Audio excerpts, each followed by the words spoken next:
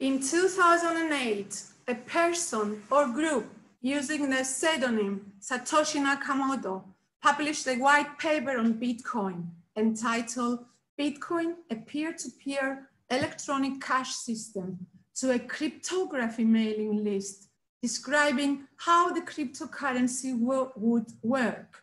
In early 2009, Nakamoto mined the first ever Bitcoin, known as the Genesis block, and the first Bitcoin transaction soon followed when a Bitcoin was sent from Nakamoto to Hal Finney, a cryptography expert and enthusiast. To this day, Satoshi Nakamoto's identity remains a mystery. In 2013, Vitalik Buterin proposed the Ethereum, and in mid-2015, it was first released and introduced the world to the concept of smart contracts. Ethereum is the second largest cryptocurrency after Bitcoin, and it was the one that first showed everyone the true potential of blockchain technology. Smart contracts can be used for any type of transaction, and their possibilities are endless. All this occurred due to the underlying technology and network that process Bitcoin transactions, known as blockchain, and which is now spreading across a wave of industries. Today, people have come to believe that blockchain could transform every industry. Countries around the world are fast implementing blockchain both in their public and private sectors. Cyprus aims to be among the first countries to regulate aspects of distributed ledger technologies. For this reason, in 2019, the Council of Ministers approved a national strategy titled Decentralized Ledger Technologies, Blockchain, encouraging the use of these technologies in both the public and private sectors. This strategy will allow the creation of a pro-innovation basis for the rapid adoption and smooth application of new technologies, and it will also provide new opportunities and an effective and quick way to public sector reform. You are welcome to Blockos' fourth live webcast on digital transformation of the public sector and the upcoming legislation of blockchain technology in Cyprus, together with the Cyprus Blockchain Association and the Decentralized Chapters community. I am Christiana Aristidou. I am a lawyer, and I have recently established Christiana Aristidou LLC, a hybrid law tech firm. I have been practicing technology from the very start of my career 23 years ago, and was introduced to blockchain in 2010 while studying technology law at the Queen Mary University. I'm a Cyprus delegate to ISO TC 307 Blockchain Committee, member of WG6 on blockchain use cases, and actively contributing to WG3 on smart contracts. I'm also a co-founding member and vice chair of the Cyprus Blockchain Association. The Cyprus Blockchain Association has officially been established in 2018 with a vision to act as a connecting block between brilliant minds, talented, tech-savvy individuals, industry thought leaders, corporates, regulators, and the government. Cyprus Blockchain Association is the official body aimed at spreading awareness on distributed ledger technologies and blockchain and promoting blockchain implementation in Cyprus. The association has grown strong as it currently maintains collaboration agreements with more than 30 foreign reputable national blockchain associations and is a board member of the European BlockTech Federation. You can find more about Cyprus Blockchain Association in our website, and you can also become members. I want to thank Blocko for their invitation to host this event and for the trust they put on me as an industry expert and their cooperator.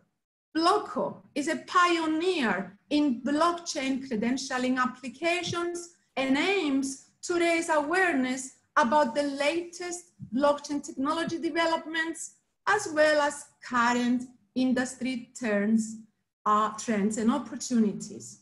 I'm honored to host and monitor this webcast with our very distinguished guests, the Cyprus Deputy Minister for Research, Innovation and Digital Policy, Mr. Kyriakos Kokkinos, and the international blockchain experts, Mr. Jeff Bandman and Mr. Steve Tendon. Welcome, gentlemen. Thank you all for joining us. I'm happy to have so many participants from different countries around the world. The number of participants is amazing. Since our last update of the registration is above 600, as is their amazing diverse background. In this Blocko webcast, we will discuss the enormous potential of blockchain technology in both the public and private sectors. Jeff, one of the most accomplished legal experts in the field, whose firm has recently been appointed by the Cyprus government to draft its legislation on blockchain and distributed ledger technologies. And Steve, a blockchain strategist, instrumental in the drafting of Malta's national strategy on blockchain, together with our Deputy Minister, Mr. Kokkinos, our first ever Deputy Minister of Research and Innovation, the person responsible for the design and implementation of Cyprus's blockchain and distributed ledger strategy, will be providing their insights as to the upcoming developments in this field. This webcast will shed light on how blockchain and distributed ledger technologies are shaping both the public and private sectors.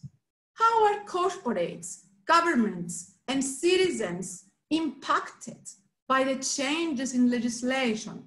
This webcast is a great opportunity for Cypriots, EU citizens, and any other interested party around the globe eager to learn more about the digital transformation taking place in Cyprus.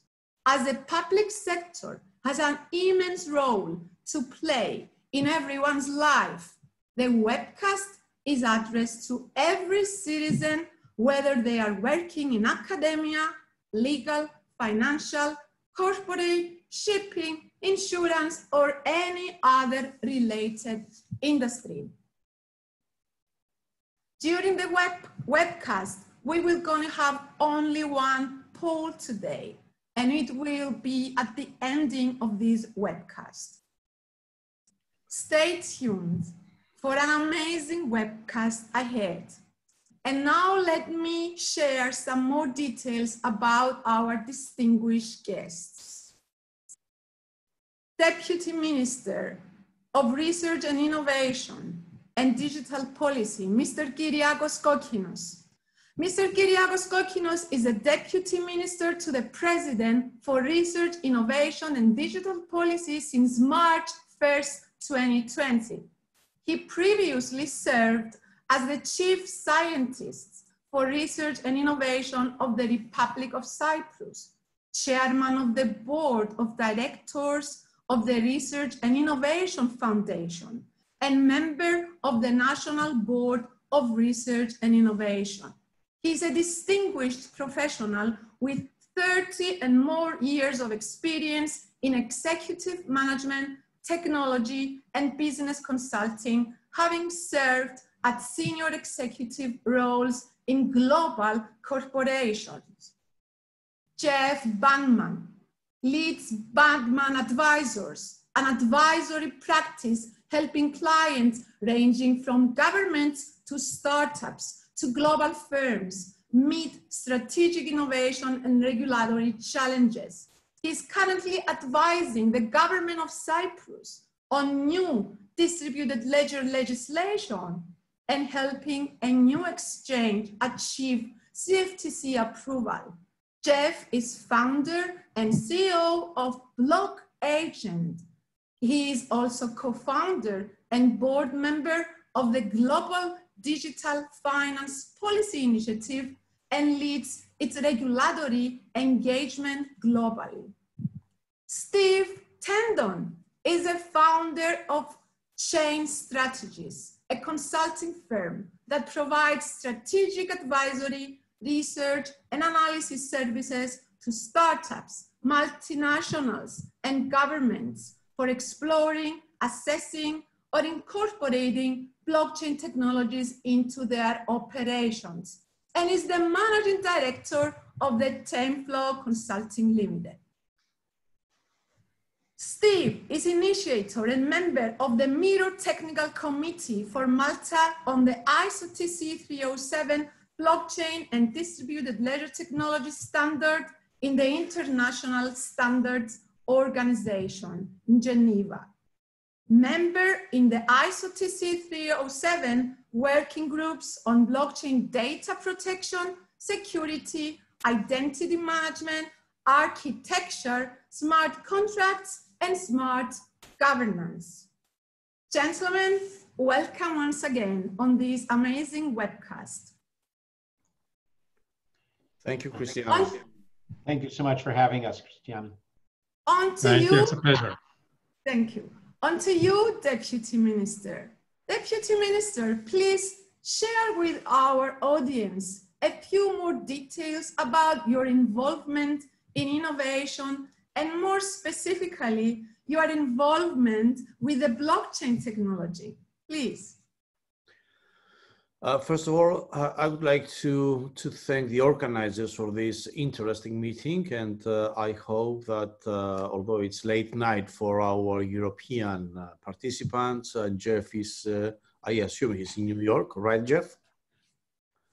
So it's early morning for him. Yes. Yes, my involvement. Well, I mean, you provided already my profile as a technologist and as a business executive and as a scientist.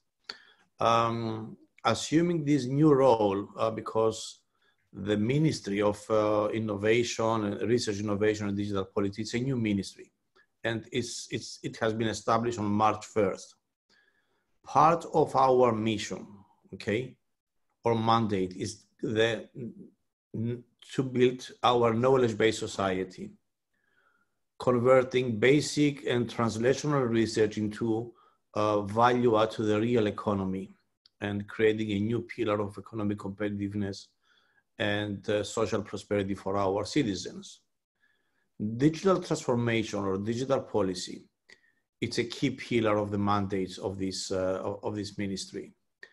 And as new technologies like artificial intelligence, blockchain, or DLT to be more specific, because blockchain, I prefer to use the term DLT because it provides a wider spectrum of possibilities. Blockchain and DLT is an integral part and an essential enabler for our digital transformation, both for our national economy, but also for establishing our country as a key player in a globalized economy in the sector of technology. So in June 2019, the Council of Ministers approved our national strategy for DLT.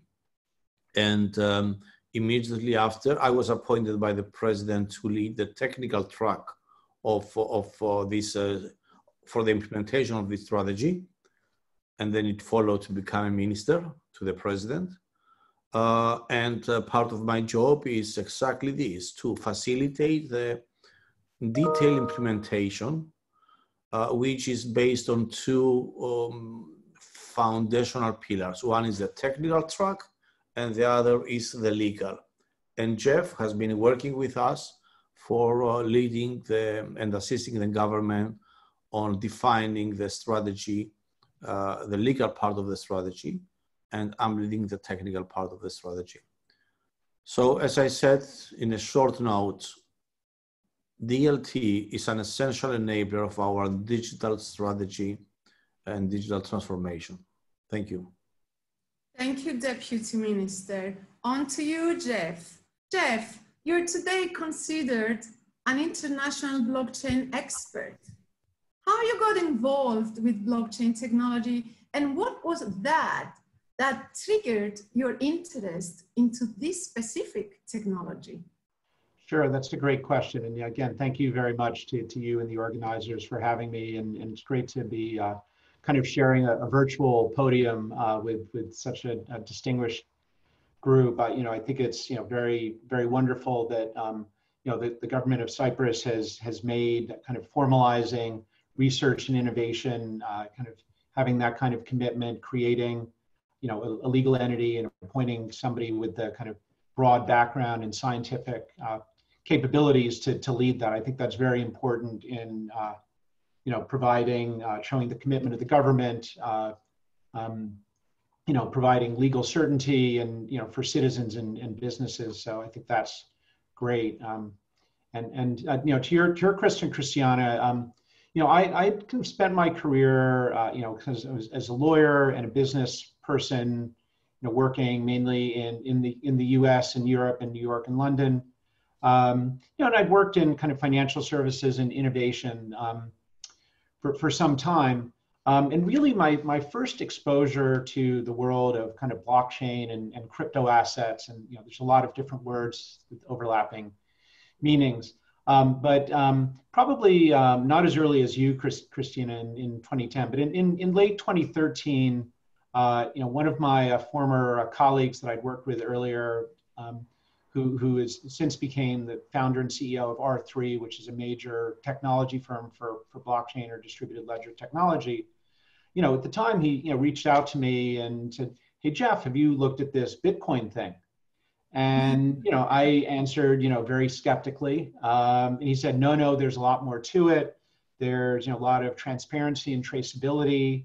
And he and another of his co-founders sent me some information, and I went to some kind of Bitcoin conferences in New York in late 2013 and early 2014, and I found it intriguing. Obviously there were a lot fewer people involved in it at the time, but it was kind of very interesting spirit. Kind of you spoke at the beginning of this about the genesis of the white paper and how it kind of brought together technologies and was kind of a response to the last financial crisis. So I was intrigued by it. Then I, after spending a number of months kind of brainstorming business ideas with these folks, I went to be an advisor to the chairman of a U.S. regulator, the Commodity Futures Trading Commission, or CFTC.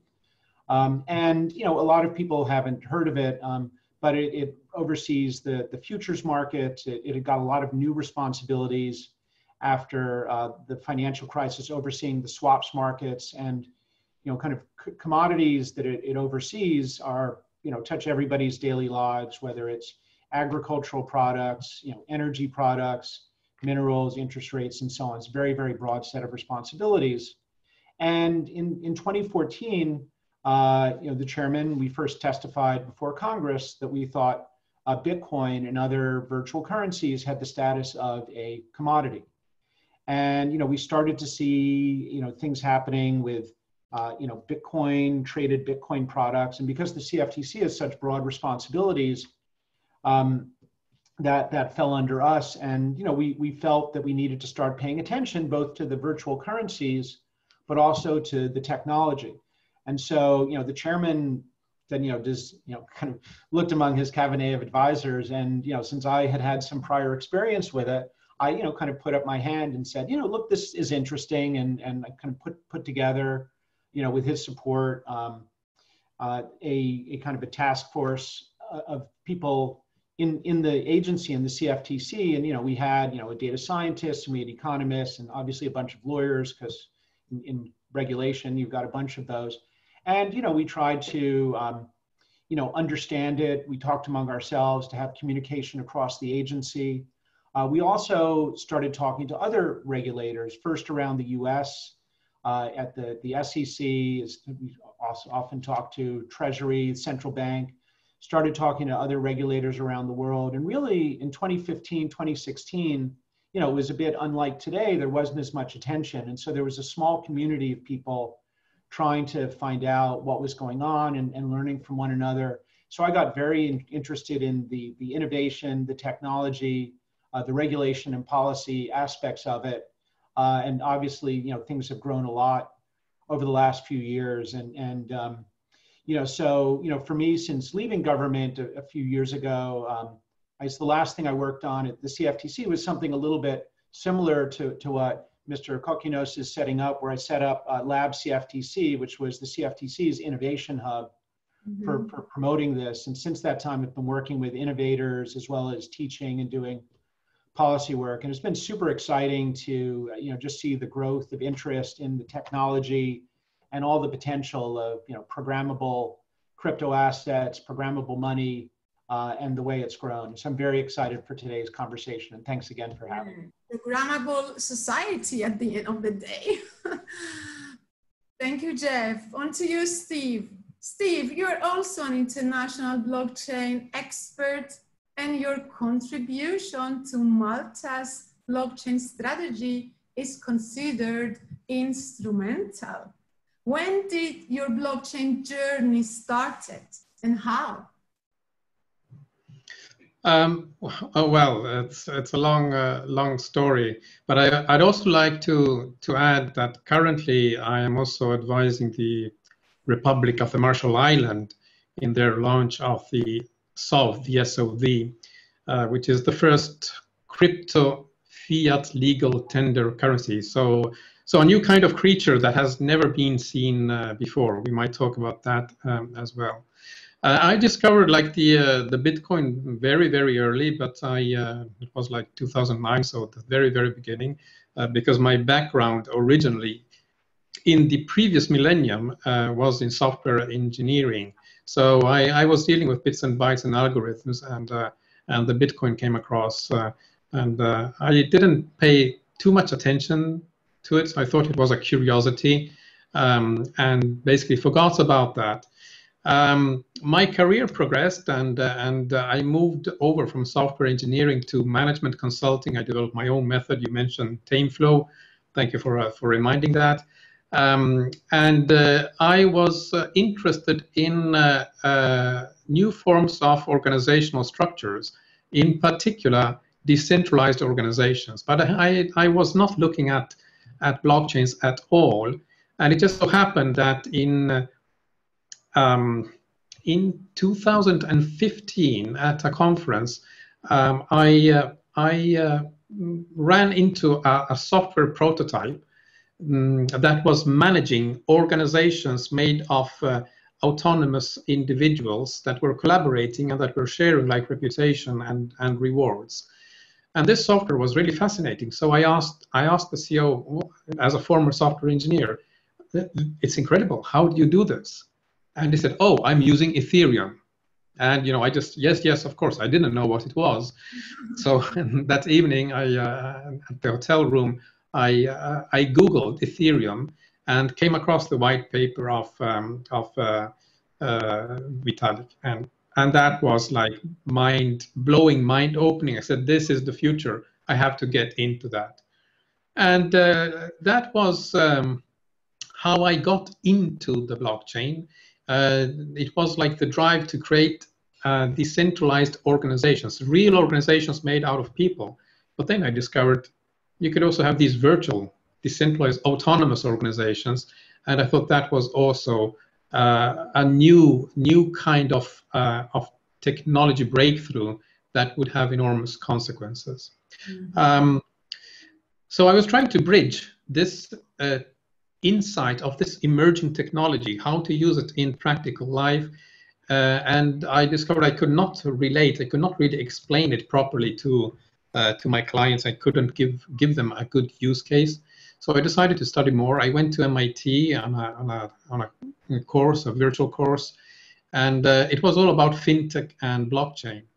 Coincidentally, one of the assignments was to envisage, like 5 years into the future, how decentralized technologies could be used in governance. And of course, my fantasy went wild. I wrote a short paper. It was an academic exercise. I didn't think more about that.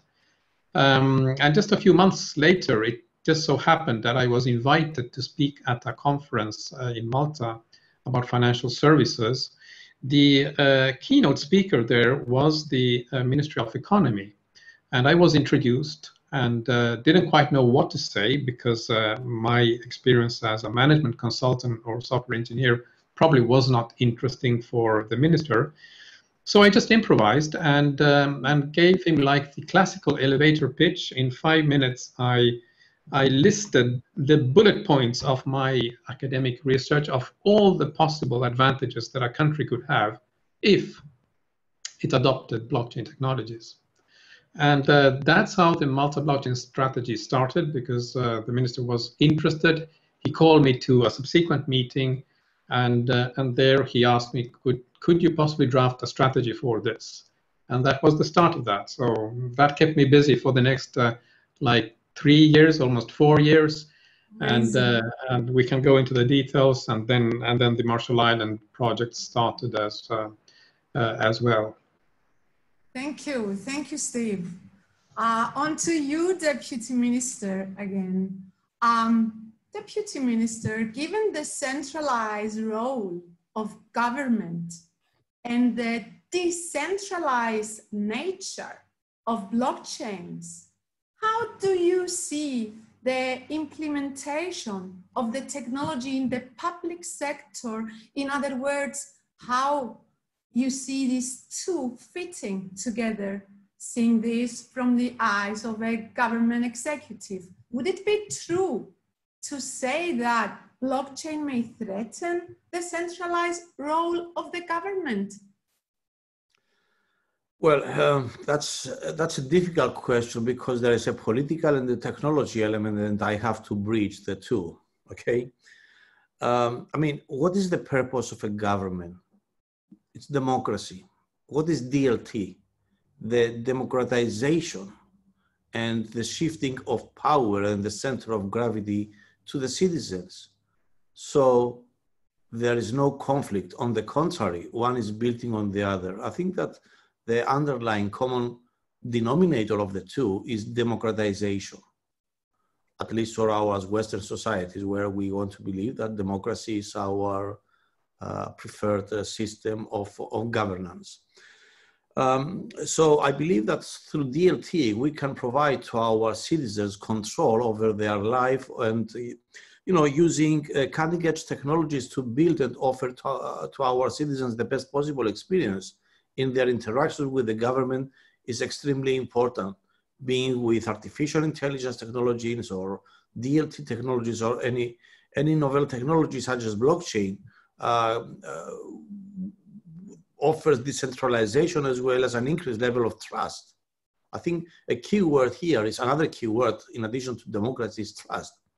And this play a very important role in the future of public sector services. And of course, for politicians, this is extremely important because this is how they are getting reelected, through gaining the trust of their citizens. So I believe that DLT is an extremely important lever for shifting the center of gravity on the citizens' landscape. There are various facets and benefits from blockchain that blockchain can offer, such as decentralization and trusted audit trails of information that can be employed to alleviate the mistrust to central government and increase transparency in the public sector operations. Let's take some examples. We live in a world of smart societies. These new type of societies are characterized, Their key characteristic is a culture of active citizens, meaning enable citizens to be an integral part that take and participate and be active parts of the society. So blockchain, for example, can be used as a means for enhancing the role of government in trusting their health data, or enhance some of our existing traditional government models, using technology to enhance existing services like property rights, dispute resolutions, voting mechanism, authorization services, and others. So in short, I believe that no, there is no conflict between the centralized form of government and the decentralized model of or system, the engineering mechanism of DLT. Thank you, Deputy Minister. I totally support your position. I will stay with you, Deputy Minister. The emerging complications of bureaucracy and red tape drastically affect the speed at which governmental institutions can work under crisis, such as the recent COVID-19 crisis. We do understand that the upcoming legislation will not regulate the technology itself, but it will regulate its use. Also those who use it in certain cases, the stakeholders and the technology's implications. As innovation enthusiasts, entrepreneurs, tech-savvy investors, and other interested citizens are watching us, how are the decentralization and transparency aspects of blockchain technology may assist in such critical cases? All right, we all understand that this pandemic, which is global, and Cyprus and Malta and United States and all countries have been severely affected in all levels and additions of our society and economy. This pandemic exposed many use cases where DLT could address immediate needs. For example, in the healthcare sector, systems have been shaken and stressed up to their limits. People needed real-time access to critical and sensitive information, and blockchain could potentially enable a trusted mechanism for sharing medical records or verifying the integrity of sensitive health data. In addition, supply chain management is a very critical component of the pandemic that we experienced because of the replenishment of medical consumables or medicine or equipment. So supply chain management has been very critical in the response to COVID-19, and many healthcare organizations have high demands in specialized equipment and consumables. Blockchain is a technology that could potentially be the solution in improving supply chain management. Blockchain in general can be employed because of its inherent characteristics of decentralization and transparency to alleviate the aforementioned concern, not just for this pandemic, the COVID-19 crisis, but for any kind of social unrest or crisis of any kind, because of its very nature and systemic architecture. Thank you, Deputy Minister.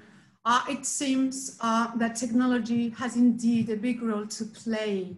And since we are focusing on blockchain use cases and applications, on to you, Jeff. Jeff, would you please share with our audience, where do you feel blockchain technology comes in to help the public sector achieve these efficiencies in the new modus operandi? Yeah, thanks for the question, Christina. Yeah, and I think that, a number of points Deputy Minister Kokkinos put, really put quite eloquently in how there's this kind of consistency between kind of blockchain in terms of, democracy and trust. And, where I would really start is with the transparency that blockchain can provide. And so, for example, and this is something that I know that government officials are looking at here. There's been all this public funding because of the pandemic, to help businesses, individuals, a number of different programs here.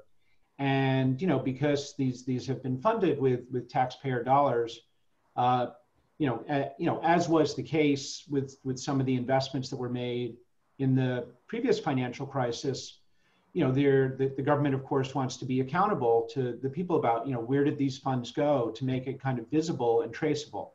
And so, one of the technologies being looked at, is, can blockchain provide transparency so that it's visible to citizens and the public in terms of where all these funds are going. So certainly that kind of transparency, I think, is important. Something also that I think the pandemic has highlighted is, in the US at least, is some of the challenges of, trying to get aid to people in need, on a timely basis. But they've discovered that there's kind of a number of the states, and we have a kind of very different system from some place because we have a federal and state system. But a number of them are using somewhat antiquated technology. So this question of, is there a way to use digital payments or digital assets to get payments to people more quickly and efficiently, or is there a way to be more targeted? So I think that transparency and payments, I think, are two of those. I think a third that again, Deputy Minister touched on, is there a way to kind of give individual sovereignty over data, whether it's healthcare data that's going to be very important, is going to be very important. Can people use kind of blockchain tools to protect their privacy, but also to share and control the data they need? And then maybe I would make one final point here, which is that blockchain comes in a number of different shapes and sizes.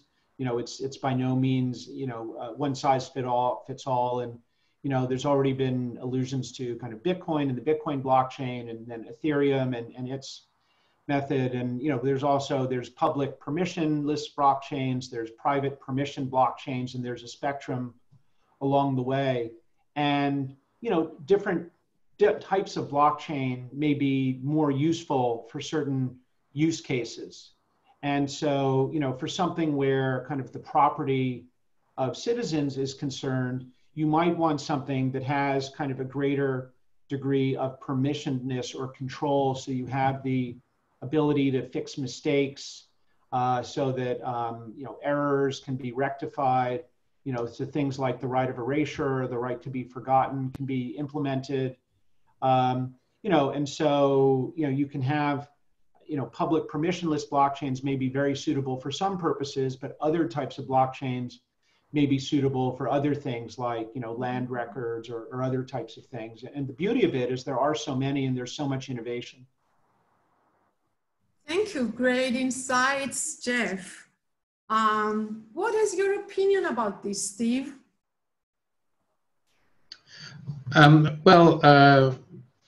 One can approach the topic of the blockchain from a number of perspectives. That's why it's so difficult to frame it properly.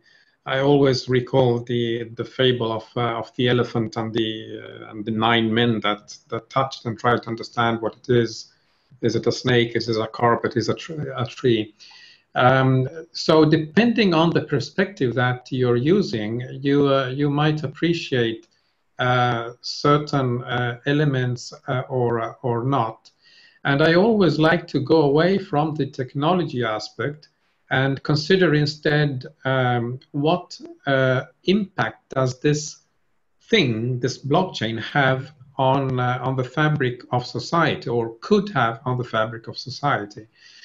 And here maybe a perspective that is more on the basis of laws and legal rights and human rights is more significant.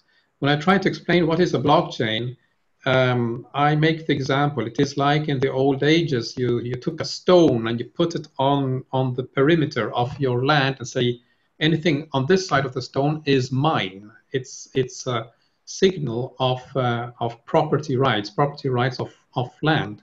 Now, if you were going to explain the idea of property rights of land to our old ancestors, the hunters, who were just roaming around hunting animals, they did not have the notion of property of land. So explaining to them the purpose of a stone, they would say, well, you have something there, but it's a bit crazy. And I think the blockchain is in that situation. It's creating a new kind of property. It is the property of, believe it or not, of numbers. You use the blockchain to establish property rights on digital assets, so numbers, and not only the property rights on numbers as such, but these rights can be conditioned. You can put rules on them. It's the programmability. So that stone that we put there to establish ownership becomes very flexible. It can move around depending on conditions, and it can do so by itself. It takes these decisions on its own, and by moving, it changes the borderline. So what is mine is no longer mine, it's someone else's. And this happens like by this magic of technology. But because it is such a fundamental thing, it establishes property rights, it has so many like cascading effects, which, when you look at this from the point of view of governance, starts to give completely different ways of considering things. Take, for instance, identity. Identity has always been issued by an authoritative body of the government. I give you an identity card, a passport, there is a stamp, this is the approval, this is the authority. Yes. But because identity records, now everything is digital, they are at the end in a computer, what this technology gives you is, for instance, the ability to manage to create self-sovereign identity. So you don't need a government to do that. And this goes back to your initial question to Deputy Minister. Now, what does this mean for a government? I agree. It is all about giving power to the people, but then there needs to be not only an evolution in the technology, but also an evolution in the perspective of the governors, of the governments that see the potential of this and are ready to accept that something as like outlandish in a conventional perspective, like self-sovereign identity, can have much more value for the greater good of society. And of course, when you have identity on that, you hook onto many of the other services that the Deputy Minister mentioned, like healthcare records, like licenses, voting rights, and so on and so forth. So basically, it's a stone that establishes property rights. Yes, thank you. Thank you, Steve. SSI is one of my favorite subjects, actually, and you touched it. I mean, I think that self-sovereign identity will change this is who you are to this is who I am. I mean, you don't need the government to tell you who you are, but you have to claim your identity. So I would agree, yes, of course. And to you, Deputy Minister, following what Jeff and Steve just shared, in your opinion, which type of blockchain, mainly speaking of permission and permissionless blockchains and the various consensus mechanisms, in your opinion, which type of blockchain the government is most likely to adopt, and why? For which purposes? Okay, this is a great question and not an easy one to answer, because I think that we all have to agree that blockchain is not yet proved at scale in government or any other sectors as an application. It is certainly a very promising, and it cannot be ignored. And, permissionless or permissioned public or private blockchain implementation, I think this is something that is still to be not just debated, but configured, because you need to define this. As a European Union country and as a government agency, we need to be very careful on that. And we had a lot of discussions many times during our various meetings organized by the European Blockchain Partnership, the EBP, at the EU level. And our country, as I believe most countries are doing, we are trying to align and the Republic of Cyprus, along with the rest of the member states, are participating in a joint initiative by the European Commission, and we are supporting and actively participating to the development of the EBSI. The EBSI is the European Blockchain Services Infrastructure. The EBSI envisions the development of reusable software, specifications and services to be used by public and government organizations and other EU institutions. Currently, the EBSI aims to deliver applications of the technology to various use cases ranging from notarization, diplomas, self-sovereign identity, etc. And going back to your questions, the fundamental response to that would be that we are aligning our efforts with the European Union guidelines and technical recommendations adopted by the EBSI, so that we can achieve maximum compatibility with the rest of the member states. I think that at this stage, that's all we can say, because EBSI is something that is already under implementation at European Union level, and we need to stick to that. Thank you, Deputy Minister. I will stay with you on a different subject. Deputy Minister, would you kindly share with our audience the most important steps that have been taken towards adaptation to a new digital operating paradigm by the public sector? Mm-hmm. And what are the plans so that Cyprus's blockchain strategy is successfully implemented? Okay. Government digital transformation is an agile and iterative process aiming to create a system that can facilitate agile and swift response to a fast-changing environment through continuously improving our internal operations and the model for making our government services available to the citizens and the business community. Cyprus is making quite notable progress in its development towards a knowledge-based digital economy, and technology, including DLT, is a key lever and enabler, as I mentioned before, for this transformation. Now, entering to the post-pandemic era, our first response actions, which were to focus on mitigation and containment, were turned into proactive measures, accelerating digitization, not only as a means to support economic recovery, but also to reinforce our country's resilience against the future challenges. And we have a two-speed approach, we identifying the small government microservices, as we call them, about 160 government services that are relatively simple or medium complexity, but have a high impact to the citizens.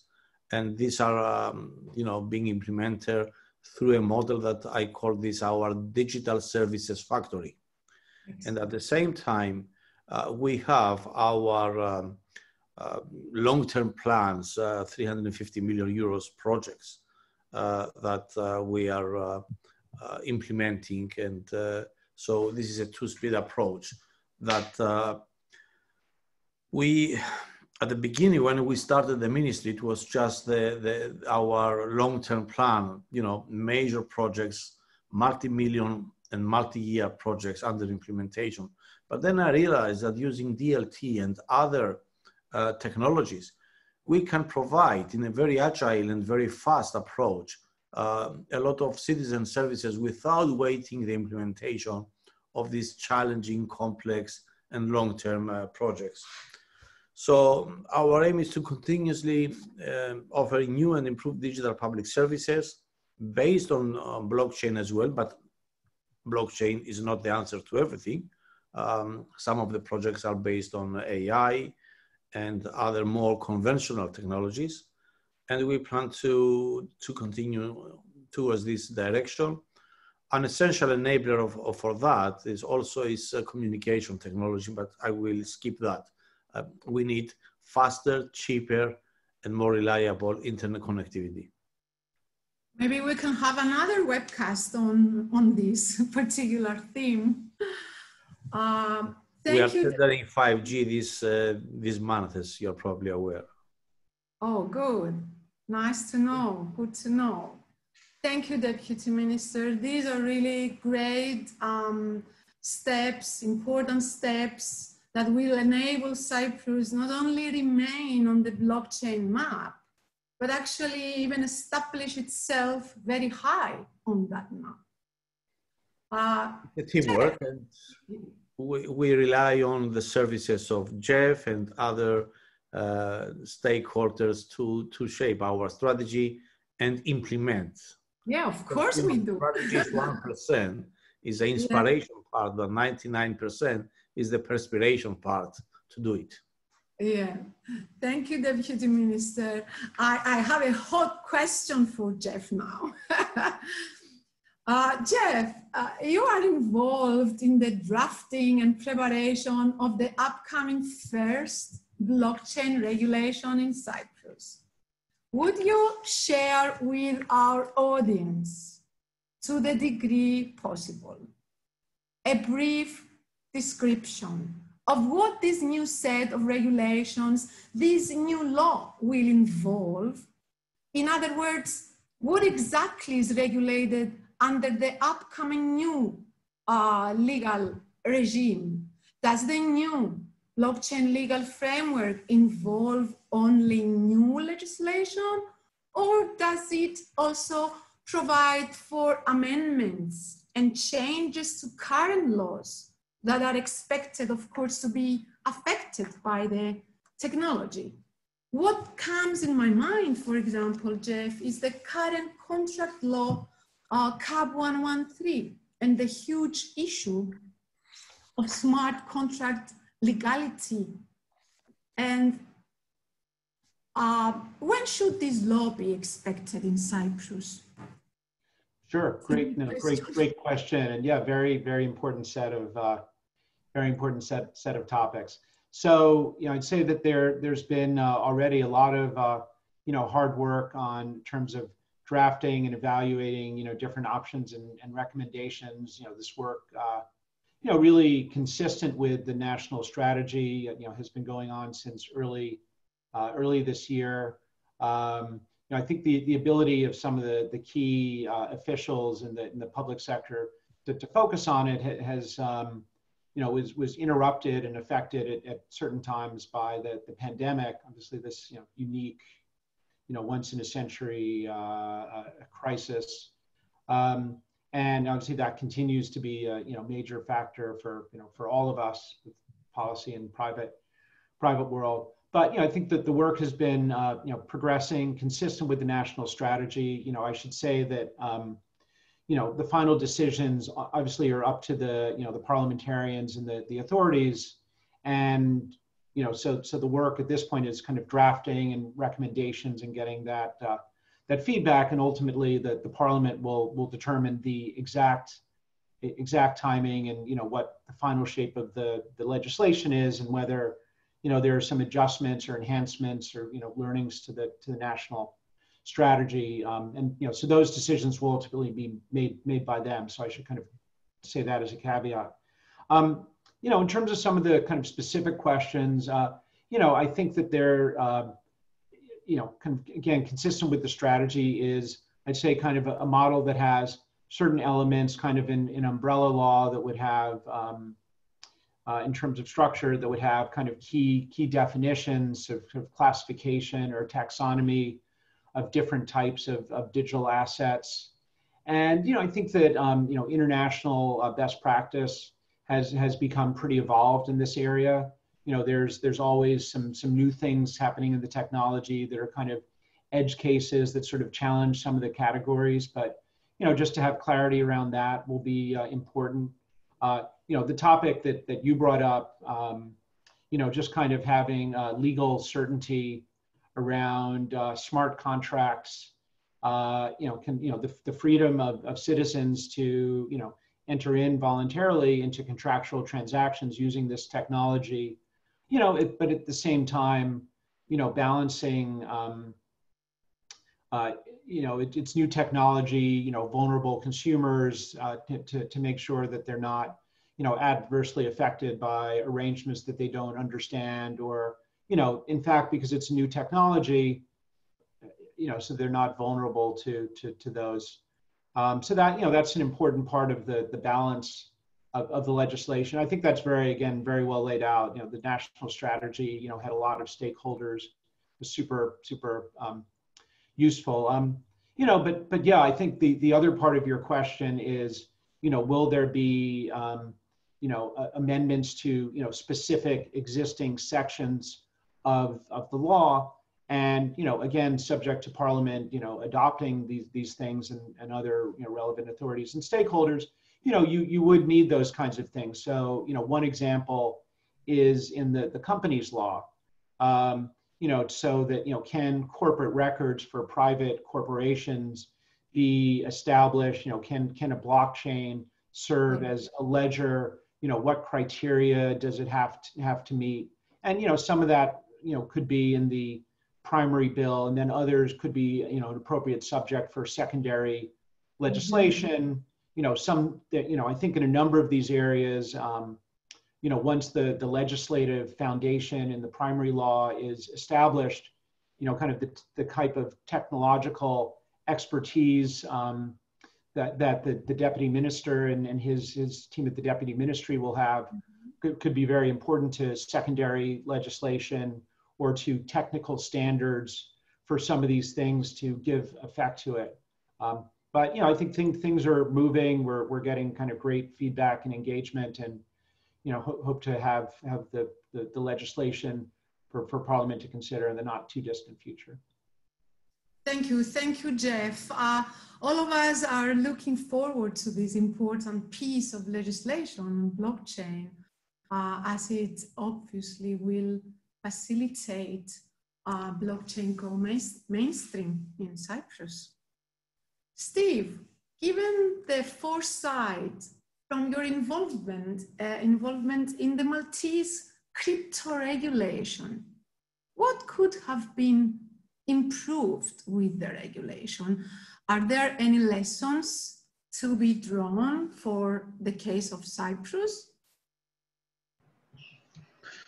Great question.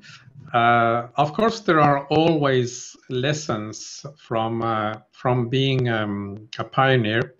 Malta was probably the first country in the world that entered into the space with the intention to draft laws and regulate, and often the pioneers come back with arrows in their back, but they show a way, they show a path.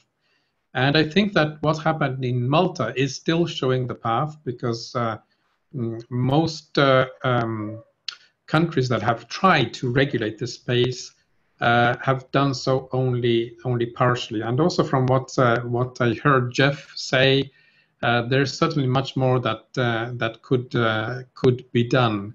Of course, one must find a balance between the level of ambition and what is practical.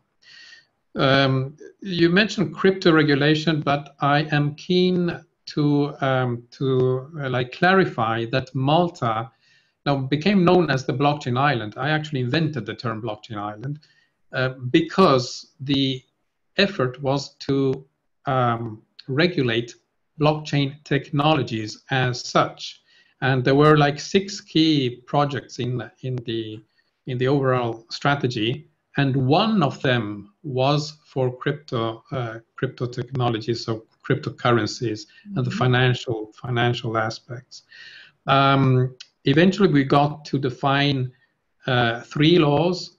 One that covers the Virtual Financial Assets Act, covers the like economic activities, the financial aspects, cryptocurrencies, exchanges, wallets, anything that you would associate with what Bitcoin became famous for, you know, moving money in quote unquote in a secret way.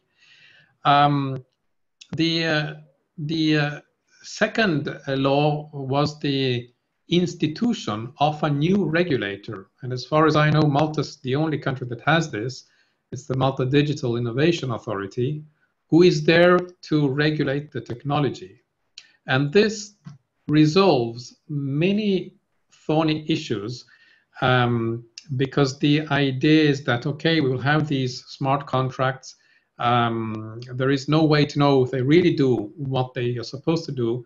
So they are subject to an audit process. And if that audit process goes through, there is like reasonable certainty that they are doing what they are supposed to do.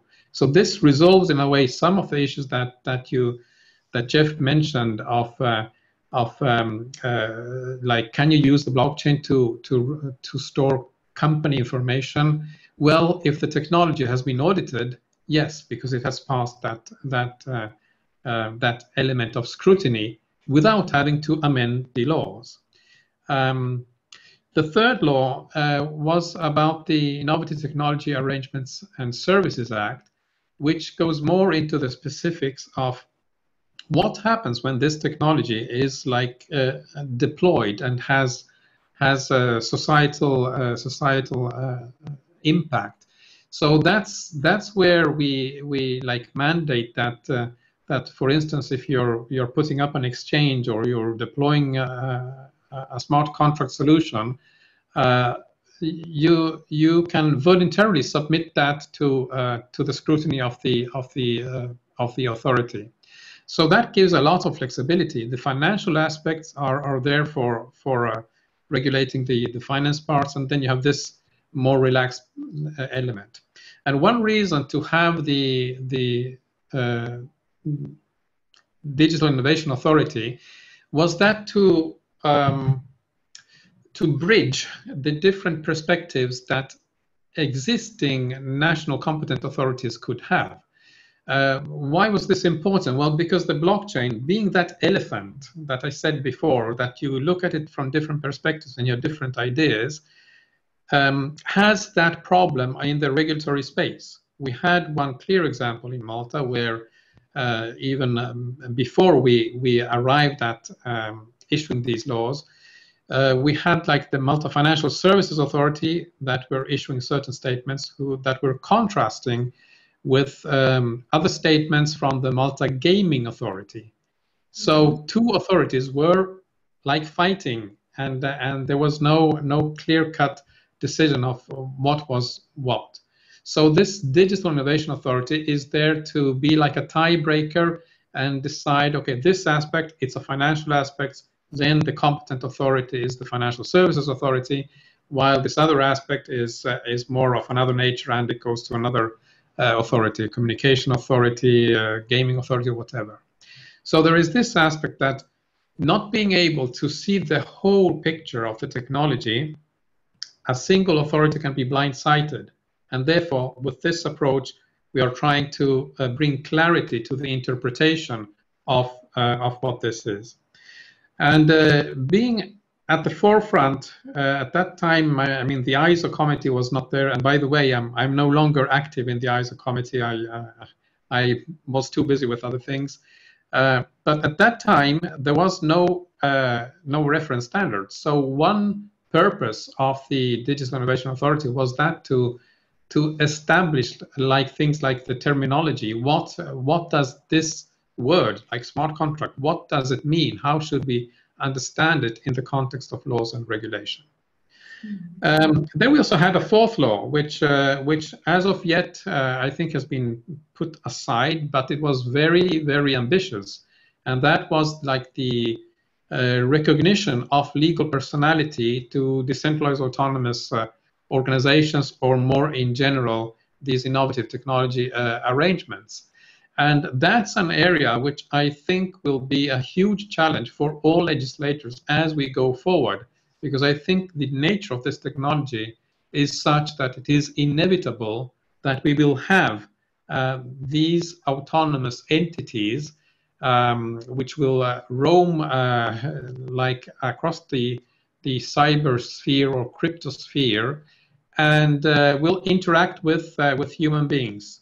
But they will be completely autonomous. And if they are on a permissionless blockchain, so not the one that you have like a kill switch, but on a permissionless blockchain, then we might face some heavy problems of responsibility, liability, and so on.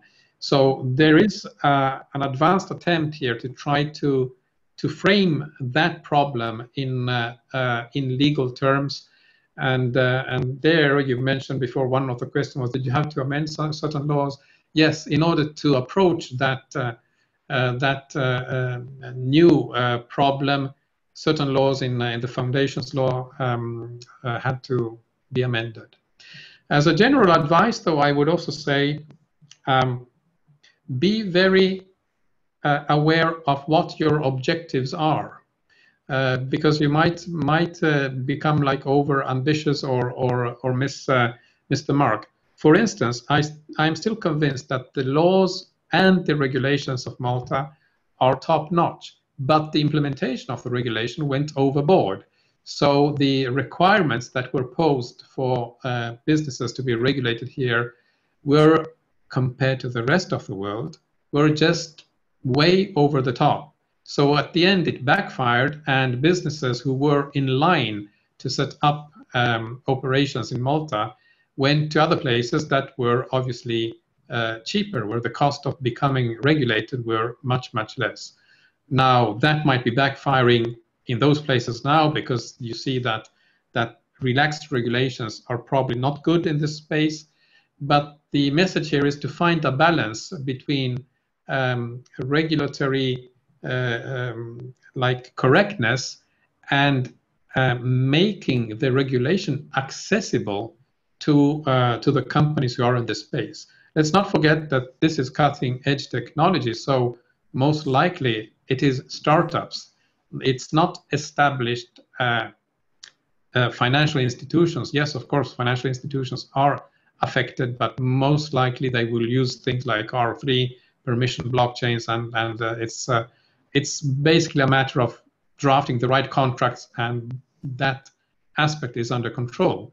But for startups who are inventing new blockchain applications, when you're literally like having the two guys in the garage which are inventing new applications, well, you must allow them to try those things out and not like overreact in fear of who knows what nasty things those two guys might make. So find the objective and find the right balance. Thank you, Steve. Interesting stuff here. Thank you very much. Jeff, on to you. We see standards being developed in relation to distributed ledger technologies, and more specifically, blockchain, from various standards groups, international and regional standardization organizations, in many of which Cyprus is a member. These include, among other, organizations like CEN, CENELEC, ITU, and the ISO, the International Standardization Organization, to which I personally participate as a national delegate in the ISO TC 307, the Technical Committee on Blockchains and Distributed Ledger Technologies.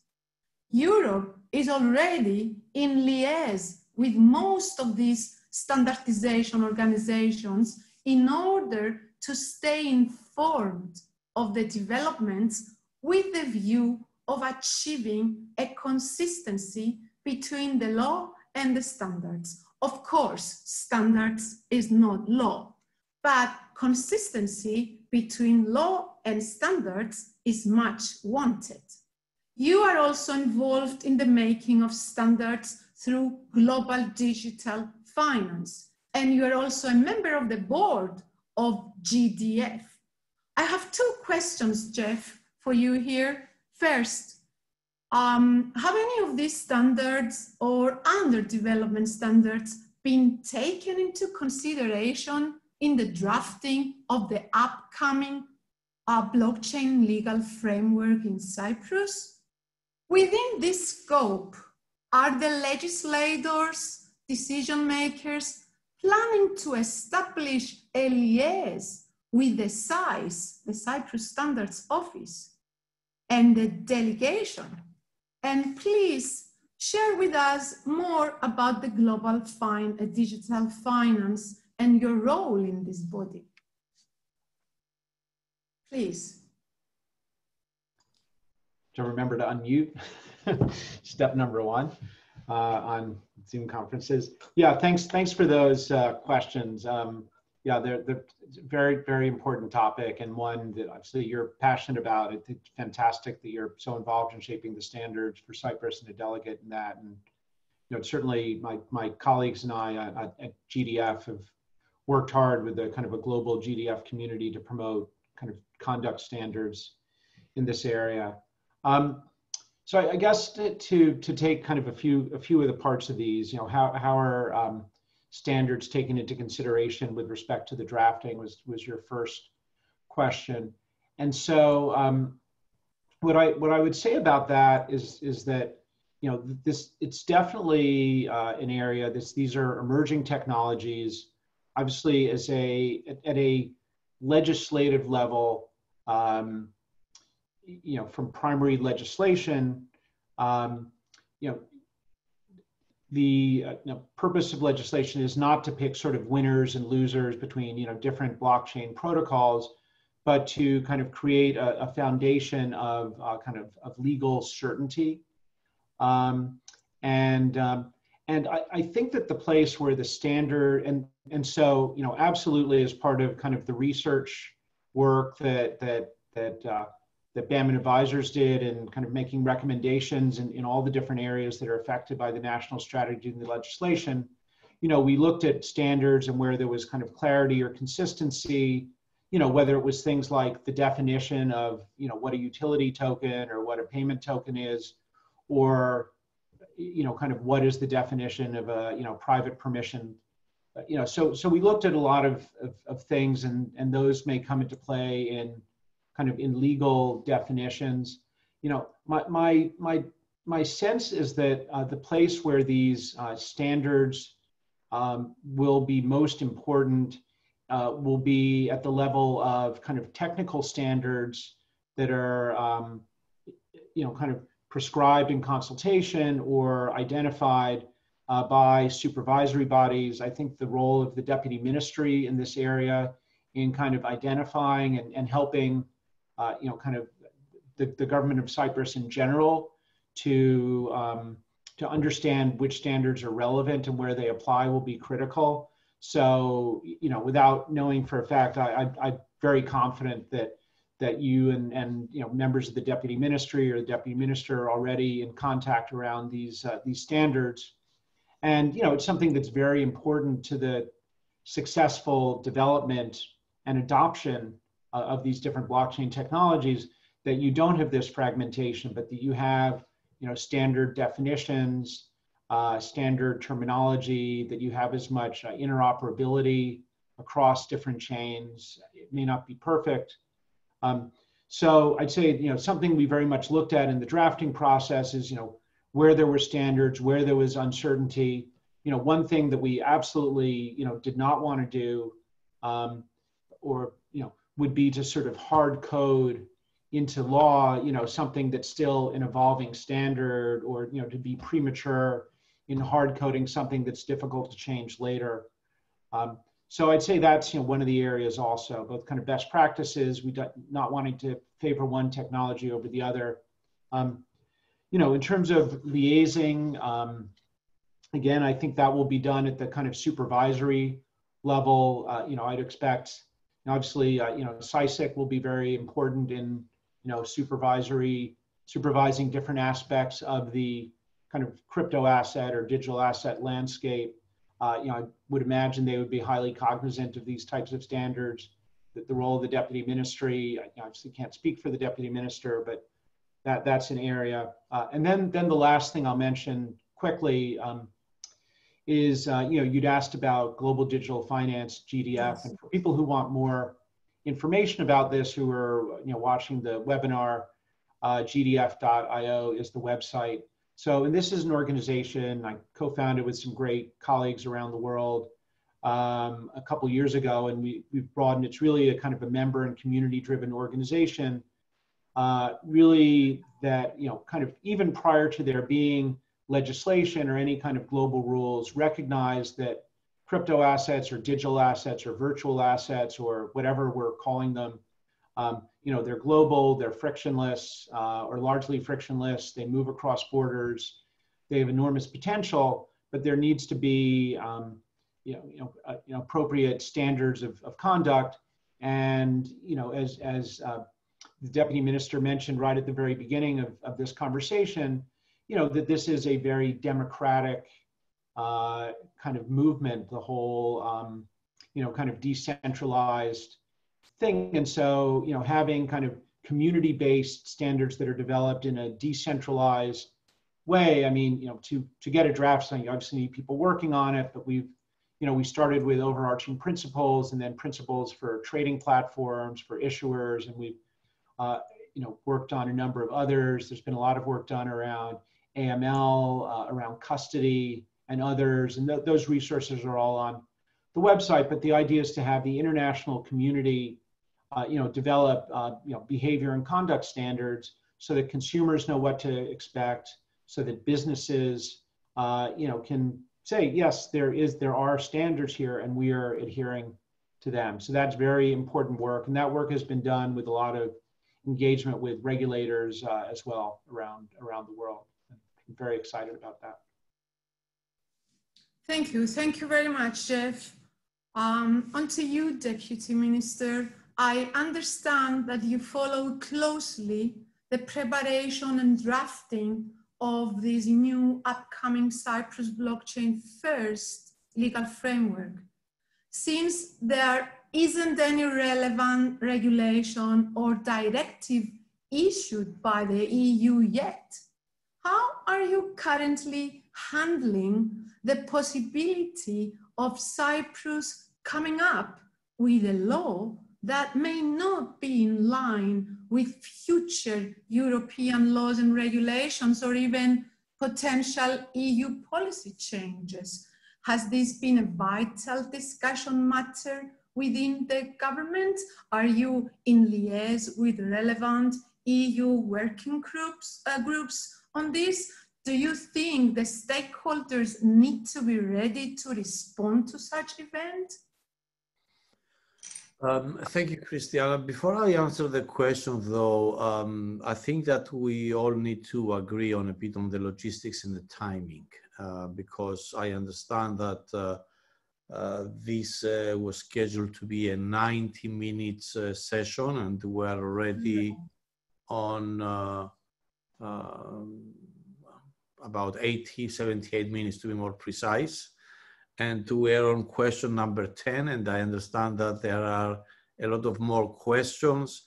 And in respect of the 190 or so participants, or nearly 200 participants, we need to clarify if we will go over the 90 minutes, considering that we also have questions from the participants that need to be answered, either at least some of them, but certainly we should note down the questions from all participants, and probably Steve, Jeff, and myself could also provide answers after the session in respect of the interest of the participants.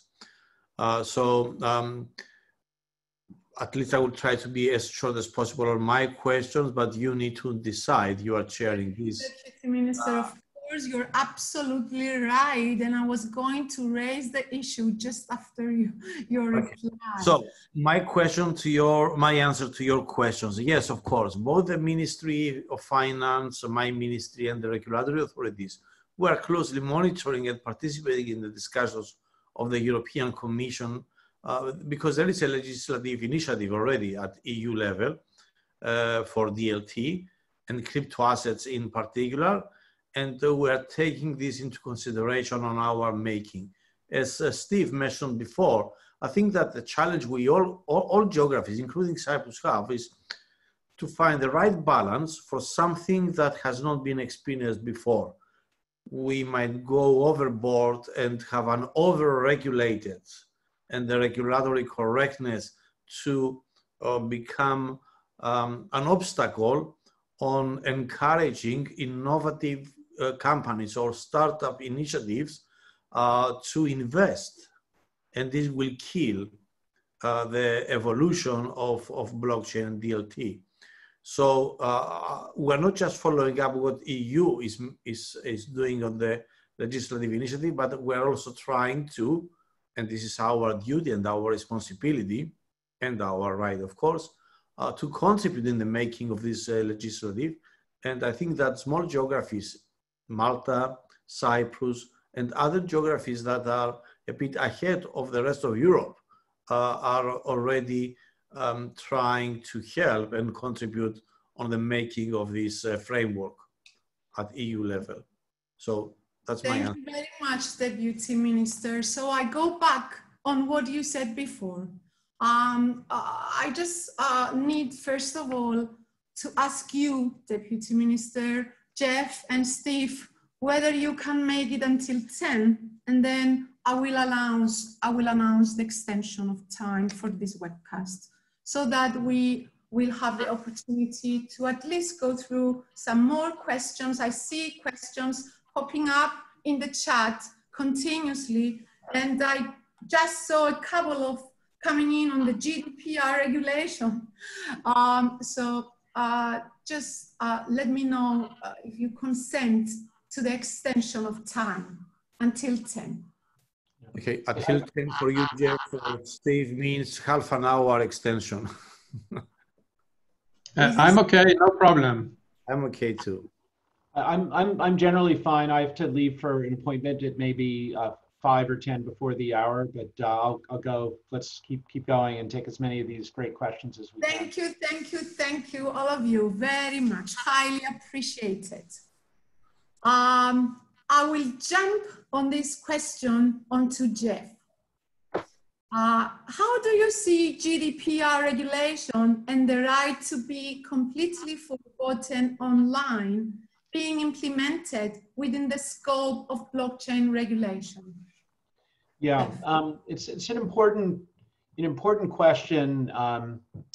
So, you know, GDPR is I mean, we'll start maybe technically, and then I'll sort of go to kind of more of a policy perspective on it. So GDPR is, you know, a regulation, and, you know, for those who are, you know, depending what jurisdiction you're in, it may not be obvious. You know, in the US, for example, we think of a regulation as being sort of secondary to a law, but in the EU kind of legislative framework and treaties, you know, a regulation is a law of sort of the highest standing. It's even higher than a directive in the sense that it automatically applies through all of the member states and kind of takes precedence. I'm sort of simplifying a bit. So, you know, you wouldn't really be able in a member state at a technical level to kind of overrule something that's already in a regulation. Now, GDPR, obviously very important subject of data privacy. It was written in an era, you know, obviously it was enacted and came into force, you know, after Satoshi's white paper for Bitcoin and after Vitalik's yellow paper, right, isn't it, for Ethereum, but, you know, wasn't really in mind. So what's been happening that I've been observing and what we've taken note of during this process in other EU jurisdictions is that the privacy authorities or other relevant authorities have been kind of analyzing some of these issues. It's also been looked at by groups like the Blockchain Observatory. So there's a very good paper that actually that we read in my course that I teach at the University of Nicosia, professional certification course, that CNIL, which is the French privacy authority, put out, analyzing some of these topics and, how can you implement the right of erasure or right to be forgotten.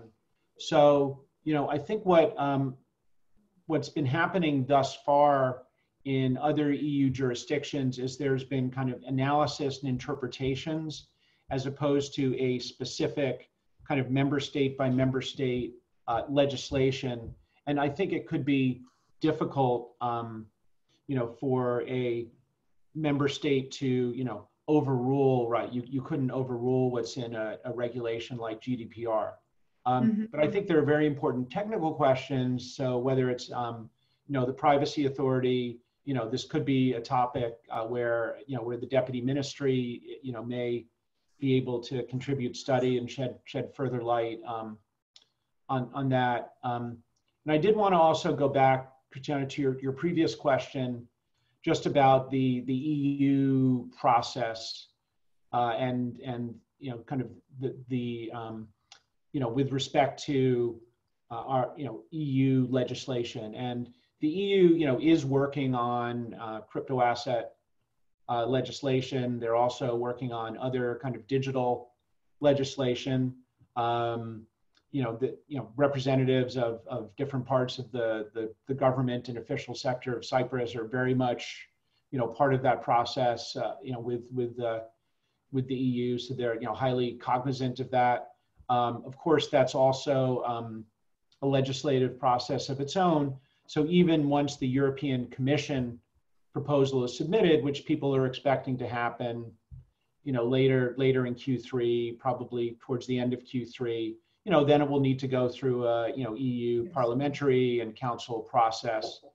So, we're certainly cognizant of that, but, there are certain areas that might be covered by the EU legislation, others that are typically, left to, the discretion of member states that are typically the subject of member state law. So some of the things you talked about earlier, maybe around smart contracts or companies law that I alluded to, there are certain things that are typically within the domain of member states rather than necessarily done at the EU level. So I think all these things kind of play into the mix around this. Thank you, Jeff. I will stay with you. By definition, shared distributed ledgers or DLT have no specific location. In terms of jurisdiction and applicable law, territoriality constitutes a problem, as each network node may be subject to different legal requirements, and there is no central administration responsible for each distributed ledger, the nationality of which might act as an anchor in terms of regulation. How is the new regulation tackling this issue here? Yeah, that's a great question, and I know kind of Steve when he was discussing his experience and some of those learnings talked about how one of the things they looked at was do you give legal personally to decentralized autonomous organizations or DAOs, and kind of this general topic of what do you do with something that's everything, everywhere and nowhere. There are a lot of novel. The last part is when I added, not what you said. But the so there are a lot of challenges presented by these new technologies, and I think that there will be other things that are new. Like a couple of years ago, people hadn't heard of airdrops or stable coins, and those things have become much more visible, and there probably will be more vocabulary and terminology that comes out of that. So I think that thus far the way well, as I said at the outset, the final output is still to be determined, but I think the thinking about it has been pragmatic. There are traditional bases for jurisdiction that exist under the law in Cyprus and under kind of civil procedure and contracts, and certainly it's important to make sure that if something, if a smart contract is entered into in a distributed ledger and kind of traditional bases for jurisdiction exist in Cyprus and can be demonstrated. So, location of persons, location of an underlying asset, certain types of things. The fact that something is done on a distributed ledger as opposed to some other digital means should not be disfavored.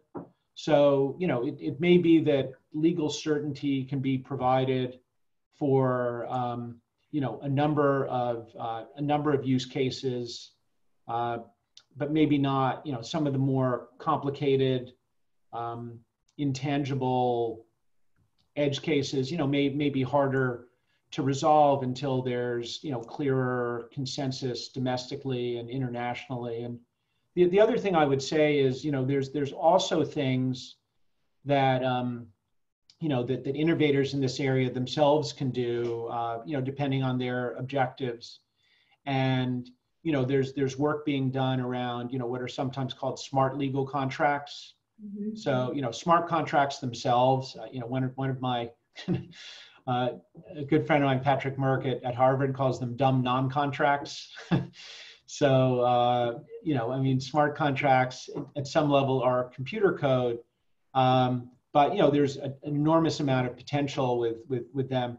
But, some actors in this space or innovators are working with smart legal contracts that actually, kind of build into the design either something that actually provides for jurisdiction or provides for, some sort of governance and other types of things.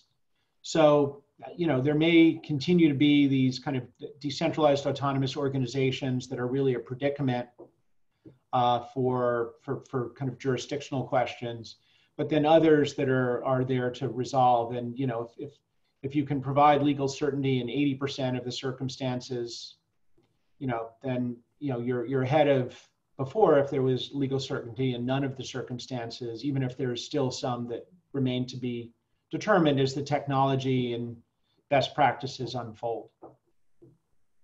Thank you, Jeff.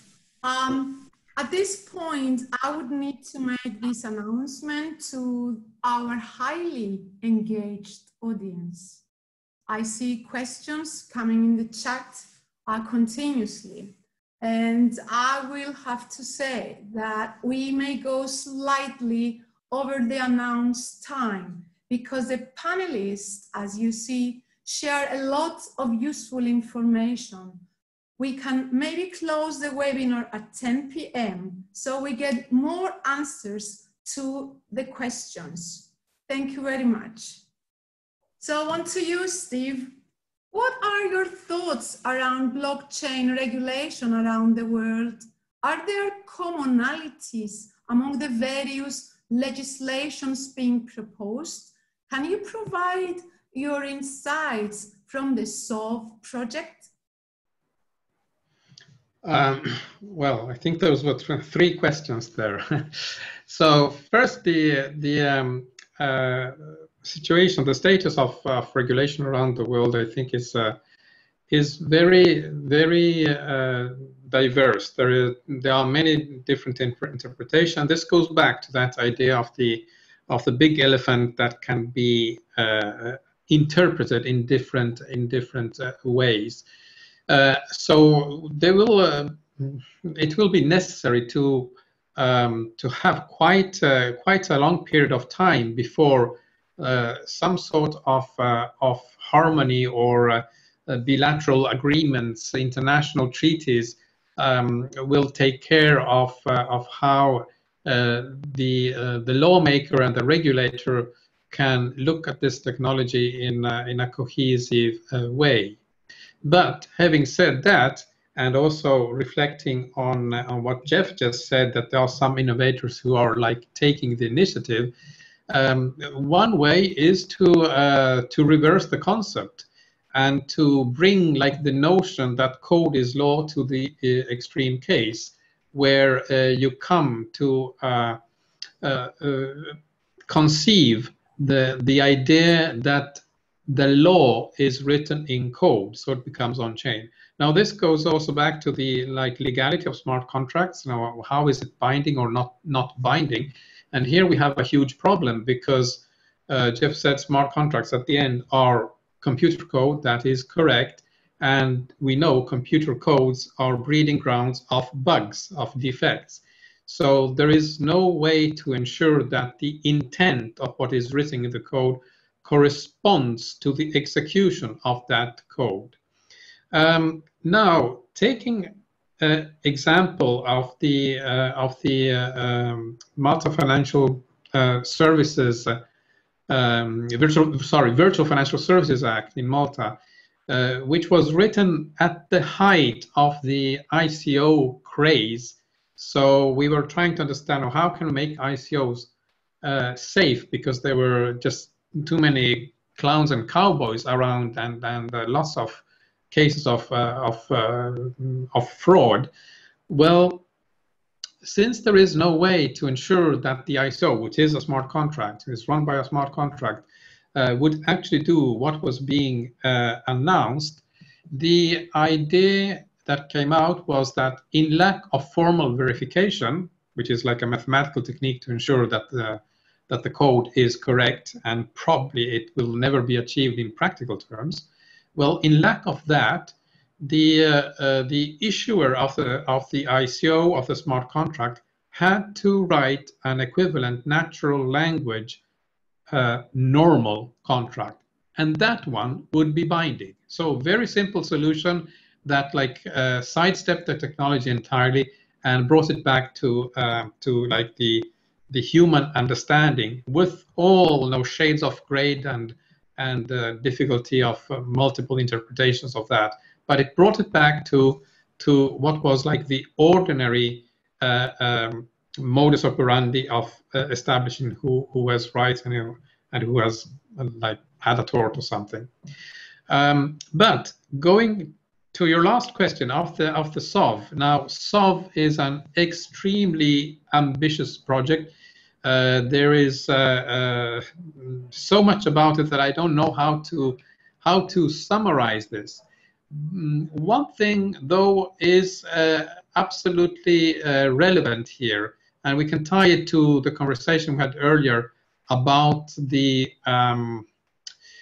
significance of self-sovereign identity, because the SOV, by being a legal tender, so it's the currency, the national currency of a country, and a country that is on good standing with the United Nations, so has to comply to all international treaties and to all global financial regulations. By definition, it must be a good citizen in this regulated world. So the SOV will necessarily incorporate on-chain all AML KYC processes. That is like what I was saying, the reversal of code is law. We are trying to encode on the chain what the law prescribes. Of course, this opens up a huge debate, because immediately you will have fears of even bigger brothers that will continuously monitor and control. And there is, of course, the preoccupation of the excess of control, and especially of the abuse of that power with illegal confiscations and so on and so forth. So we are trying to build into the SOV even the countermeasure for this, encoded on chain. Not only, but the impact of the SOV on societal issues might be like groundbreaking. Because one thing is also the idea of changing the basic mechanism of social justice, for instance, in the distribution of wealth. There have been many instances, especially now with COVID, where people could no longer go to work, and various governments have been giving out like help packages to individuals. Oftentimes they were like ridiculously small compared to the bailouts that governments have given to corporations, but that is another question. The point is that this experience is starting to show that there might be some merit in other ways of distributing wealth. So what the SOV is doing is that when the SOV will be like mined or minted, there will be like a universal, you would know it as basic income. I don't like that term. I would say more correctly a universal seigniorage, right? So when the coins are minted on the SOV network, the citizens and the holders of the coin will get the new coins. So not like central banks, which will print money and give it to other banks that then will lend them out and start all the bad things of fractional banking. So you see how trying to think in terms of what can you do with a smart contract, you can literally redesign how society works. And that is probably one reason why I think that the SOV can be so groundbreaking. It's not so much in terms of legislations and regulations, because we are strictly following the rules that are there, but it's rather an idea of how can we represent those rules and change the dynamics through on-chain enforced logic decision-making, so smart contracts.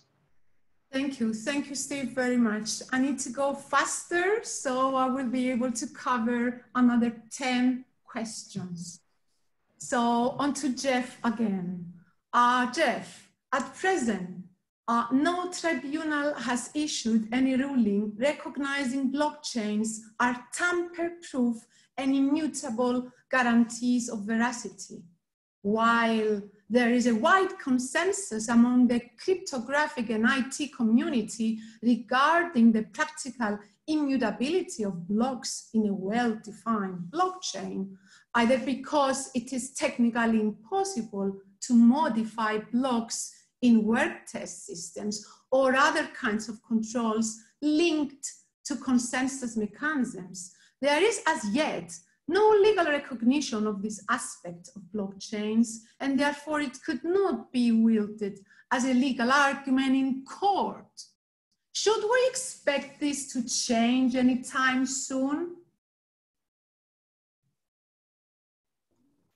Yeah, so, I think that,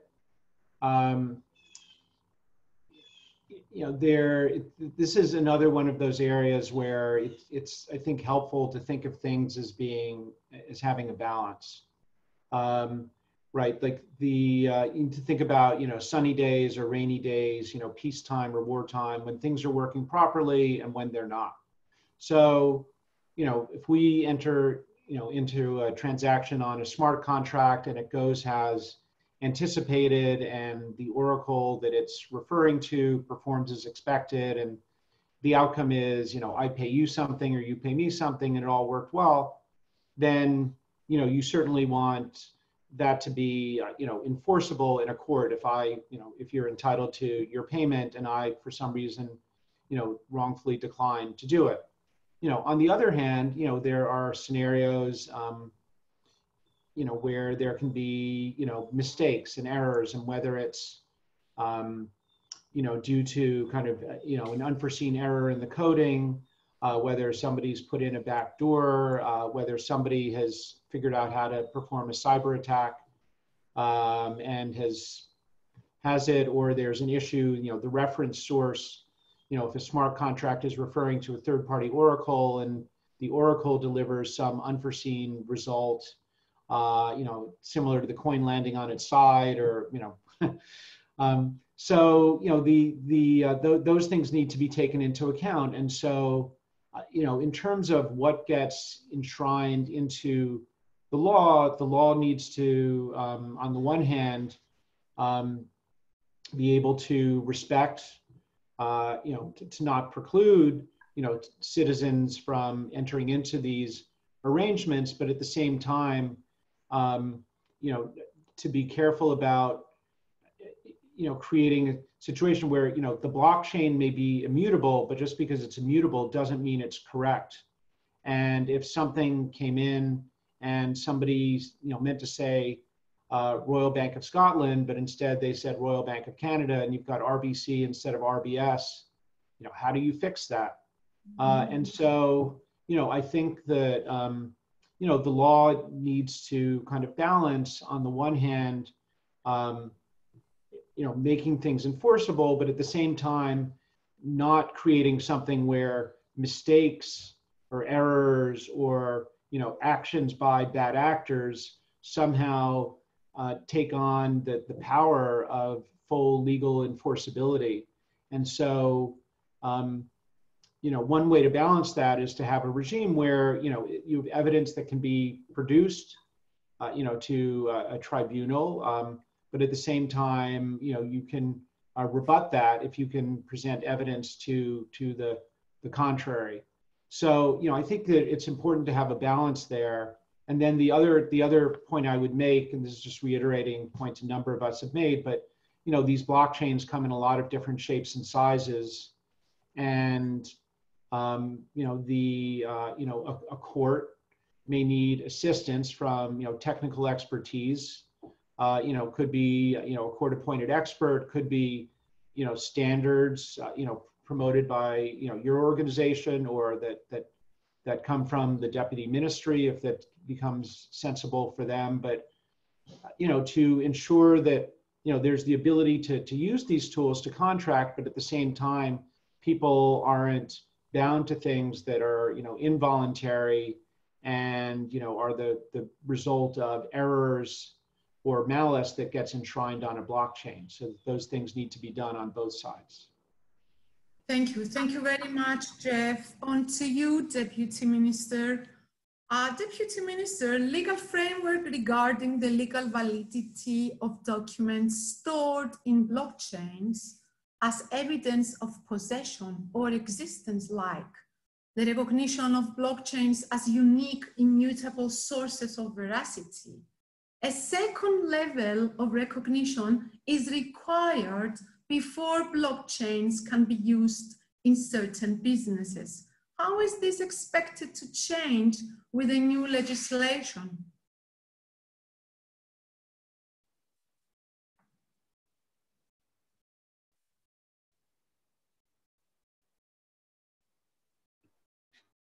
Okay, very briefly. First of all, the legal committee, the work of the legal committee is not completed yet, and this is something that is still under consideration, and it is a work in progress.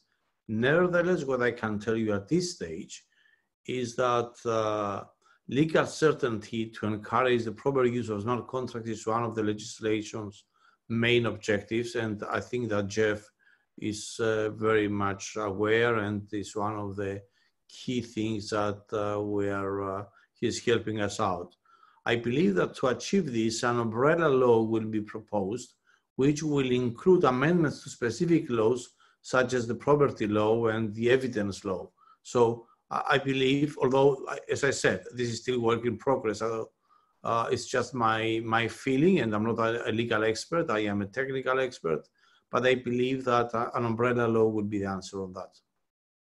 Thank you, Deputy Minister. On to you again, Jeff.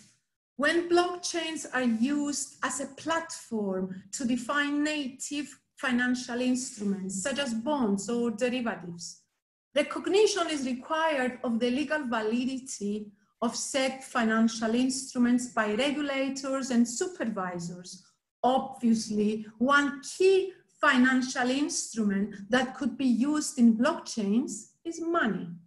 Native money issued in blockchains could have serious implications for monetary policy and macroeconomics, and warrants a deeper analysis that goes beyond the remit of this document, of course. How is the new legislation tackling this matter? Yeah, Christiana, I think you've identified a number of very important regulatory and policy issues. A number of them I think are would fall outside the scope of Cyprus or member state legislation in the following sense. So you started by talking about a key financial instrument that could be issued is money. So, to the extent we were talking about a central bank digital currency, or, kind of a digital euro or crypto euro, the European Central Bank has made, absolutely crystal clear that, it's not the province of an individual member state, or the central bank of a member state does not have the authority to do that. And, while some, central banks can conduct experiments to test technology, for example, the Banque de France just this week announced a pilot it's working on to explore some of those capabilities. It's really, another EU jurisdiction, was believed to be looking into doing this a couple of years ago, and the European Central Bank made very clear they couldn't do that. And then similarly, to the extent that something, that's issued as a crypto asset or, constitutes e-money, there are also, the EU has very broadly applicable e-money things. And then, once something is defined as a financial instrument, it would fall under MiFID or crowdfunding. So there's a number of existing EU, regulations and directives or prerogatives. So I think that there are, some very important policy issues. I think that there, are currently still some gaps that are not, filled by kind of the EU definitions of what is a financial instrument or what is a commodity. For example, so, those are areas where there is some discretion or ability to act that could be left to the member states. But I think in the kind of the most critical areas that your question is really focused on, really important policy issues, but, I think they're really at the EU or European Central Bank level. Thank you, Jeff. On to you, Steve. The issues mentioned in regarding territoriality and liability are likewise applicable to smart contracts. Besides the obvious possibility of one of the contracting parties breaching the contract, there is a chance that the contract itself may be flawed, either due to the coding errors or design errors. Thus,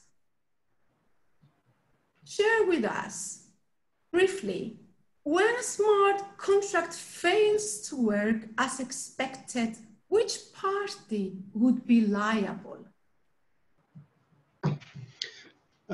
Yes, well, definitely this is something that has to be defined by law. And the example I cited earlier of the Virtual Financial Assets Act in Malta, I think can be used as a good model because there is no way to understand if a smart contract is actually going to deliver what is promised. So what matters is the promise. It's not the way of expressing the promise.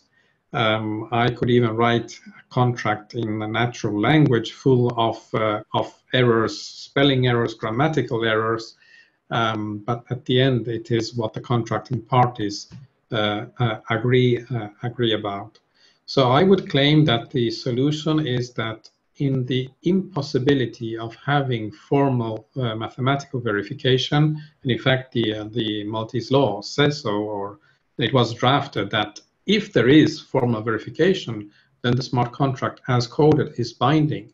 But since formal verification is almost impossible, the most sensible way of dealing with this is to ensure that the smart contract is also described by a natural language equivalent, and the binding thing is the natural language equivalent. And yes, of course, smart contracts are code, so there might be coding errors, there might be malicious coding, but that is a totally different area. And there you would go chasing criminal intent, and that's probably something completely different, and you would need to do like digital forensics and understand what actually happened. In lack of this language representation, any smart contract would also be subject to the problems that the original DAO hack actually manifested, where the nature of the contract was taken advantage of, and there, unfortunately, the only binding thing was like the landing page of the service, which said, if you enter here, you accept that what is coded is the law. And of course, then you had all the interpretations of, no, is it really the law or not? So there's a lot of gray space there. But before I conclude, I wanted to add even a comment on Jeff's last thing about the European Central Bank and its jurisdiction. I think that's totally correct, and the limitations that it poses on member states are obviously justified. In going to the solve again, I need to illustrate this. The monetary policy of the solve will not be managed by a central bank, because there is no central bank in the Marshall Islands. Instead, the monetary policy will be put on chain, and there will be a predetermined inflationary rate, which is established by an algorithm. So the function of a central bank is entirely replaced by the on-chain logic, and that's something that even conventional institutions like the European Central Bank should maybe start reflecting over. There is a lot of discretionary power in the minds of central bankers who can make unilateral decisions of well, quantitative easing and what else. So there are other alternatives which are being enabled or being made possible by the blockchain, which before the blockchain were not even conceivable. I mean, that's a line of thinking that should be promoted, and even within the limits of European central bank ruling, a small country like Malta or Cyprus could start thinking in these terms. And okay, I just say that as an invitation to think about the opportunity. Thank you, Steve, very much. And to you again, Deputy Minister. Deputy Minister, do you personally believe that the future of doing business will be largely based on tokens and smart contracts?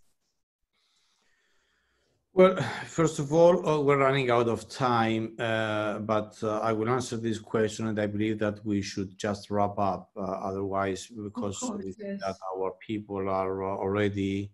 We are about to finish, Deputy Minister. I have a couple of questions for you. I skipped already 3-4 questions, but I need to ask these questions from you. Then the following 2 questions will be the last questions. Yeah. So please. Sorry, may I interrupt for one moment? I apologize, but I do need to go. If there are follow-up questions, I'd love it. Thank you very much for having me, and it's been a wonderful discussion. Thank you. Apologies again for interrupting. Thank you very much for an inspirational discussion and your insights. Thank you for sharing your experience and your insights with us and the participants. Thank you very much. My pleasure. Thank you. Free to go. Thank you for participating. Thank you. Bye. Answering your question, I do believe that, the execution of algorithmic code in a distributed and decentralized environment can enable new forms of governance, including the type of contracts that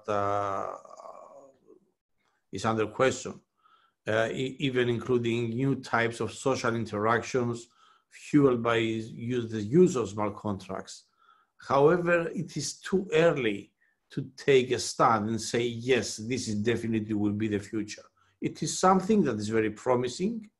Technology-wise, I believe it's there, but the regulatory, the legal framework, the cultural and psychological acceptance of this form of new type of interaction and even contracting is something that needs to be tested in the years to come. Mm-hmm. Thank you, Deputy Minister. I will stay with you. Has the ministry been considering any benefits and incentives for blockchain startups considering the new regulation? And how will blockchain startups receive innovation certificates in the future? What will be the criteria used? Well, first of all, allow me to say that we do have a startup, specific programs for startups, and any new initiative on blockchain is entitled to benefit from this specific framework of programs. We do not have yet a specific program for giving incentives to new startups around blockchain technologies. It is something that has been in our plan to do within the year. I'm not yet sure, I have to be honest with my citizens, because of the austerity measures, if and how in September we will be able to announce what it was due because of the pandemic situation. We are trying to reconfigure and do a reprioritization of our plans. I believe that blockchain will not be affected, blockchain plan that we have for startups, but I'm not yet confident to declare that this is the definite way forward. Thank you. And I was going also to September. Thank you. I was going also to ask you, Deputy Minister, what is the status of the request for interest released back in September 2019? When should people expect the release date of the results? Expression of interest has been collected in January this year, and the plan was to announce the result in April, May. Due to the pandemic and our slowdown of our operations and put on priority of the ministry and the Research and Innovation Foundation, different priorities, this has been changed, and our target is to be able to share the results in September, latest October timeframe. Thank you, Deputy Minister. And this is the last question, which goes to both of you. I will start by posing the question to Steve. Steve, I would like to have your final thoughts very briefly on what the future holds for blockchain in Cyprus after the legislation is passed. Should we expect that Cyprus will be the new blockchain island?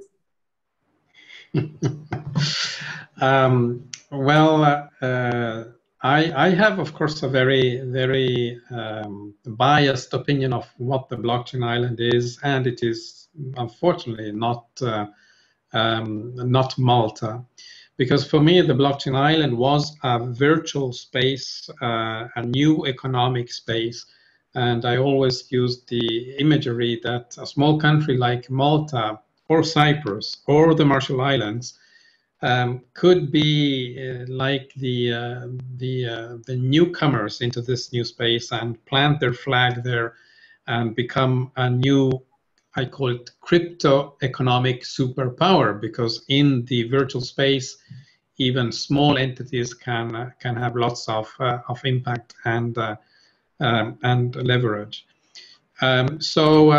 If you want to become a real blockchain island, I would definitely suggest to start thinking in terms of developing the economy in the virtual space and actually try to build bridges between the virtual space and the real economy. All the examples that the Deputy Minister gave at the beginning with supply chain management, healthcare records, identity, and so on and so forth, are all, pardon the wording, building blocks of the blockchain.